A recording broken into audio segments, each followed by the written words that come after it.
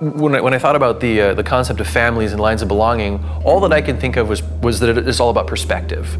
Because you know, you can say that all the cells in your body belong to you, but that's really not true because you're mostly bacteria, you know, in terms of absolute numbers of cells. So yeah, some of your cells are your own, and then you could say, okay, well, any cell that has your DNA is your own, but of course your DNA is not the same in every single cell. So, you know, it really depends on how you look at things, how you categorize them, how you think of them as a family, how you think of what connects things together.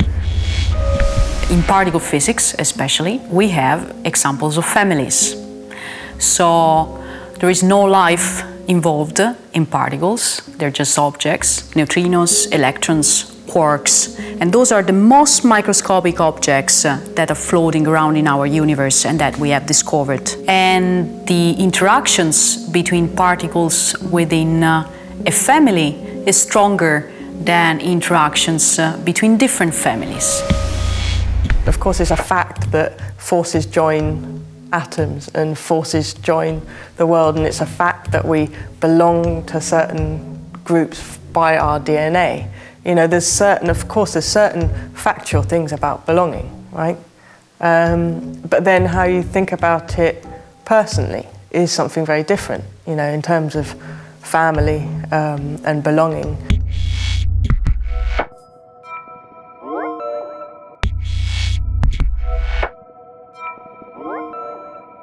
If I start to think things on a molecular level, we're sitting in a fluid right now, which is gas, right? So we're completely connected by a continuous line of molecules. And right now we're interacting with each other by creating standing waves of sound in the air. And you know, I'm burning energy, I'm wiggling my vocal cords, I'm vibrating air molecules, and because we're connected by this fluid that's reaching your ears, going into your brain, and you know, we're very connected in that sense. So if I were to walk into this room and look at a different spectrum than the visible spectrum, where air was visible, I couldn't tell the difference between you and I, because we really are sitting in this continuous soup of molecules. What is very interesting is when two particles collide at very high speed, for example, and they start to produce completely different particles and new particles. That's a connection, and the fact that they collide, so they touch each other. And the collision itself, it's a way they allow energy to transform into a final state that is different from the initial one. When I was thinking about connections, I was thinking, well, how do you really work with that idea? How do you show connections between things without joining things or making things come together, or you know, saying how strong connections are? And I thought about maybe you can show the strength of connection by its absence. So what happens when you break a connection?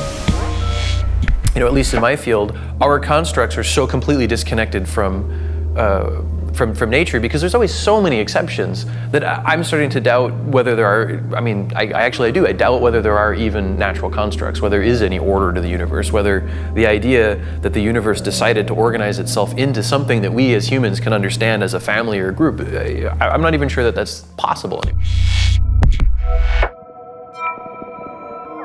What fascinates me is alternative families in a way, how to rebuild families.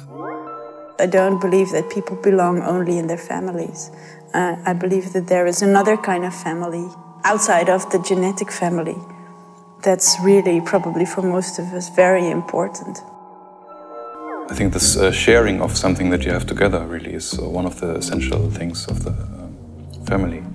And often in the biological family, you're just sharing the ancestors, or you're sharing the house, or things that surround you. But that can also be something that you create by living together in a certain way and opening up for each other and sharing experiences. For me, it's so much about culture and about also social differences. I'm actually really interested in the stories we're telling, and I am very interested in the feeling of belonging. There are always stories in these old movies, and with the family, maybe we define ourselves by having these stories together. Family, of course, has a lot of stories, but also the creation of rituals and even sometimes language. I got a totally different view on the fruit flies at my home. I use the little fruit fly called Drosophila melanogaster, which is the little fly that you find often on your fruits in your kitchen. I'm actually right now raising a family of fruit flies. They started with 3 and I think they have now about 20 eggs already. So the funny things about flies is that they do not communicate like we do, like using words, obviously, but they use odors and smell. Sometimes families have very specific languages developed among themselves. So one fly will go around, it has its odor, and then it's smelled by another fly. And this fly is capable of deciphering what those different odors mean, and then and this will actually regulate the way those two flies will interact with each other. It began with really this genetic line, and then it moved actually way beyond that. And it moved also into the context, like what does it take to feel like you were part of a family? Is the question really do we form families based on our genetics, or do we form families based on a natural desire to interact with others? We started looking at internet dating data and looked how people interacted, looked how they represented themselves.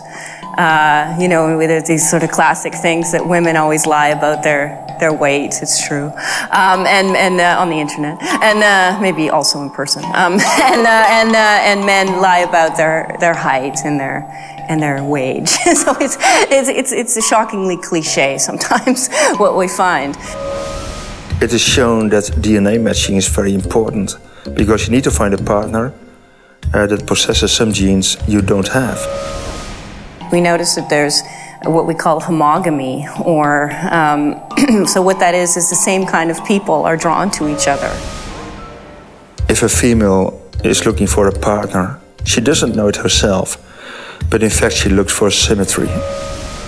We can look at things such as their personality, sort of habits that they have. Do they sleep with the window opened or closed, and the temperature, and all of these things are how they match people on the internet.